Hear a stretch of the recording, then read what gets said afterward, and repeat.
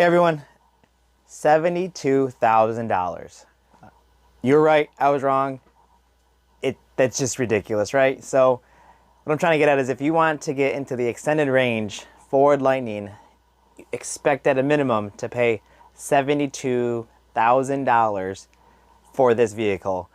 I think it's crazy that they're not allowing the Pro model to be upgraded to the extended range battery, but here we are. So if you haven't found out by now, Ford released their pricing options.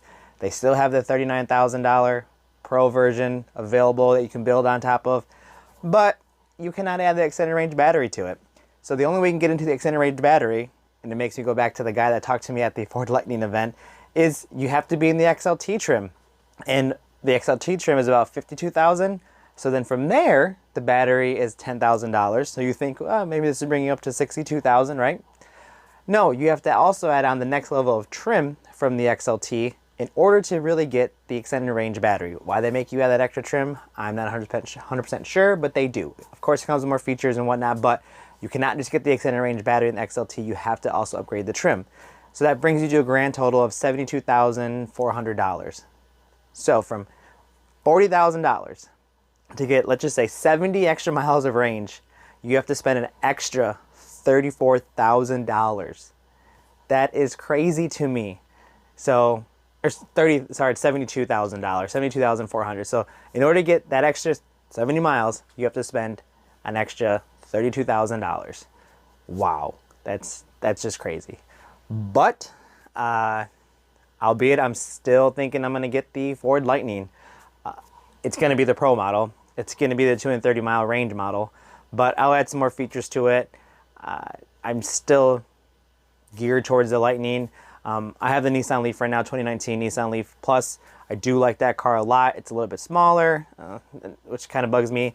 It's not, it has a lot more features than what the Pro model is going to have internally wise, like heated seats, heated steering wheel. Don't get those in the Pro model unless you get the XLT with the extended range battery. It has a pretty good autonomous driving capability. I think Ford has like a lane keep assist, but I saw on the Platinum you get like a better autonomous driving. So I use that a lot. So I'm kind of hesitant to see how that goes. And then also with the Leaf, I have my e-pedal that I use all the time. I think Ford has that in the Pro model, but it kind of sucks, right? That in order to get extended range battery, heated seats, and a heated steering wheel, I know I'm complaining about the heated seat and steering wheel, sorry, but I use them all the time because I'm in Michigan, is an extra $32,000. It's crazy to me, but I guess here we are. The reason why I think I'm still sticking with the Ford Lightning is because of the things that it does have that I just can't get from my Leaf. It has the, four-wheel drive. I'm in Michigan, a lot of snow, so I just kind of wanted a four-wheel drive car. The different type of charging mechanism. So you have CCS versus CHAdeMO. I know there's still CHAdeMO infrastructure out there. I know it'll probably be supported for a while, but I think it's clear that that infrastructure is definitely going to get phased out. We're going to move into CCS, and that's going to be the thing moving forward. And my Leaf does not have that, and the Ford Lightning will. It also has the ability to charge faster than my Leaf does. My Leaf says they can go to 100 kilowatts, get 100 kilowatt output. It never does. Never does. Highest I've seen it go is, I think, 60. And so I'm really hoping that the Ford is able to do that with their charging capabilities. Another thing of why I'm kind of gearing towards jumping to the Ford, even though it's the Pro model, is because of the thermal battery management. The Leaf has none of that. It's just not there, which is why we have so many issues with charging and getting those true 100 kilowatt speeds. Or if I have a couple chargers between the way, I'm not getting those speeds just because the battery doesn't have that thermal management, and the Ford does. So those are big things that I think outweigh heated seats and heated steering wheel that I just gravitate towards for the next electric vehicle I want to purchase. Again, I love the Leaf. It's been a great car, but I just know these things are coming down, and I just want to make sure I'm prepared for the infrastructure that is getting built and the things that I really do need out of the electric car to really make it useful and worthwhile. It seems like the thing to go with. So I am upset that I can't get the extended range battery. I guess the good thing is I can add some more options on, and I'll walk you guys through what I'm going to do here in a minute with my Lightning and still stay under that $50,000 range, which I think is really cool. And the only thing I really will be without is the extended range battery, the heated seats, heated steering wheel, a couple other technology options, I'm sure. But yeah, so I'm still excited. You still get as of right now, the government rebate, $7,500. And if they do pass anything else, that could go all up to 12,500, which is huge. So that's a big thing too of me really wanting to get into the Lightning. So we'll see how that all pans out, but at least I'll get the 7,500, and let's kind of jump into it. So again, like I said, you have the Pro, the XLT, man, just flipping that right there. 72,474, crazy. Same thing with the Lariat, 77,000. Not as big of a jump because again, the XLT makes you do that whole trim upgrade or whatever you want to call it. And then Platinum has everything. So I'm going to go ahead and start my build on the Pro. I've been really looking at the Antimatter Blue. That's something that I kind of like a lot. And can't get the extended range battery. It is what it is. You only get the one equipment group, I guess we should call it. It still seems, like I said, this is the car that I rode in at the event, and I was like, wow, this is the baseline model. It was a great truck. So I can't complain there. It doesn't come with the 9.6 kilowatt Pro on board. It only have the 2.4, but some of the upgrades I'm going to do actually put me into that category anyway. So I'm going to do the Max Trailer Tow package. And from there, as you can see, it makes you add the 9.6 kilowatt Pro onboard charging, or the output. I was going to do that anyway. If I don't do that, let's see here. I think that by itself is $1,070. So to get both of those, that's what it says. You're looking at the 865 plus the little bit of over 1,000, so the 1935. So I'm gonna say yes.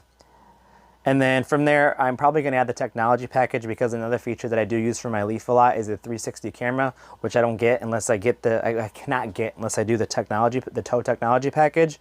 So I'm gonna go ahead and add that, and then from there I'll be able to have that 360 camera, which honestly I do use a lot, and the Leaf's a tiny car, so with a truck I'm sure I'll find it a lot more useful. Can't really do many upgrades with the wheels, the tires. It is what it is. You have your exterior options. The only thing I'm going to do from the exterior perspective is the tough bed spray in. One fact is, with the Pro model, you cannot add the plastic cover or the plastic truck liner. In the XLT and later models you can. So it's very interesting that they don't allow that here, but it is what it is. So still want some protection, so I'm going to add it. If you guys think I'm adding these features and like why, let me know in the comments. I'm very interested to see your thoughts and of how I'm going about this build, but this is kind of what I'm thinking I'm going to go with. Not really adding anything else. Have that. So again, have the 9.6 kilowatt, the 360 degree camera. You have the mirror LED side view mirror spotlights. The seating, again, you don't have any power seats or anything like that. So it's just the basic, you pull the lever, you move the seat up and back. Let's see here. Radio type, AM, FM stereo. You don't get, I don't think you get, what is it? Satellite radio. That's fine. I don't really use that. Get your built-in navigation, your Sync 4, and if I continue on, again, if you get the red paint, you have to spend the extra, I think it's like $500, but gonna go down technology package, Max Trailer Tow package, the bed liner, the 9.6 kilowatt output, brings me to a grand total after the destination charge of about $1,700. $46,147. Again, that's excluding the $7,500 tax incentive, so that puts you about $4,000. But again, that's also excluding any taxes or fees you have to pay to the dealer. So we'll see how this all pans out, and I will keep you all updated. So the model and build that I want is $46,147. Let's see how that fluctuates as I have my conversations with the dealership and what feedback they give me. Is that going to be my number, or is it going to be a lot more? Obviously, I'll keep you guys all updated on that, but yeah, that's the build that I think I'd be going with. I like this color. I'm still torn with the colors. Another thing with this I just wanted to highlight with the XLT is, if you want the extended range battery, again, you have to go to this extra equipment group, which is another $9,500. So you have the $10,000 for the battery, and then the $9,500 for the equipment group, which is the almost 20 grand. So you do get definitely more features in the XLT. You get satellite radio, you get some extra, like, bucket seat, rear under storage seat storage bin, but not until you actually pay the extra 10 grand do you get like heated seat or a heated steering wheel or the power tailgate. It's just crazy to me. Like, these features should be just on the Pro model. You should have heated seats and maybe not steering wheel. I know I keep griping about that, but I use it all the time. And so again, if you go to the dual motor extended range battery, if I go ahead and try to click that, it's going to say, hey, you have to add the XLT 312A, and then your net price change is $19,500, which brings you to that $72,000. So it's outrageous, and that's not even including any of these extra add-ons that I was talking about, where the bed liner, this is the one, the bed liner plastic drop-in, you can't do that in the Pro model. I don't know if you saw that, but then here's the spray one. And again, you still have to add the tow package. So if you want that, you still have to add those features. So you're looking well over, you know, I would say $76,000, $77,000 to get everything for an extended range battery. It's crazy. I'm just not going to do it. You get a better, obviously, interior, things like that, but I don't know. So the last thing I wanted to point out was I was all Nissan. Obviously, I love the Leaf. I saw that they were coming out the Aria, and I was really full on into getting the Aria potentially because it was like their SUV that they were releasing. One thing about it, though, was I did not like the fact that the only model you could get all-wheel drive was the Aria Platinum Plus. So this is their all-wheel drive version right here, and this thing starts at $59,000. That's outrageous. So I know it's going to be all the bells and whistles and everything. So, but still, when I'm looking at it from just like this functionality of all-wheel drive or four-wheel drive, you know, I get that with the Ford truck. Here I have to upgrade all this to all these different options in order to get, you know, what I'm looking for. But it's the same thing with the Ford Lightning, right? I want a bigger battery. So I'll have to live with the 230 miles. I can make it work. My Leaf does it. I'm fine with it. I just, you know, if there's a bigger battery option, get it. But at this point, that doesn't look like that's the case. So this is the Ford Lightning that I'm going to be going with. I'm still excited for it. I hope the process still goes smoothly. I'll keep everybody updated. Let me know if you have any questions or comments below. Any feedback you have, I'll take. I appreciate it. So hopefully you guys enjoyed this video. Let me know, again, if you have any questions, and I'll talk to you guys all in the next one. Bye.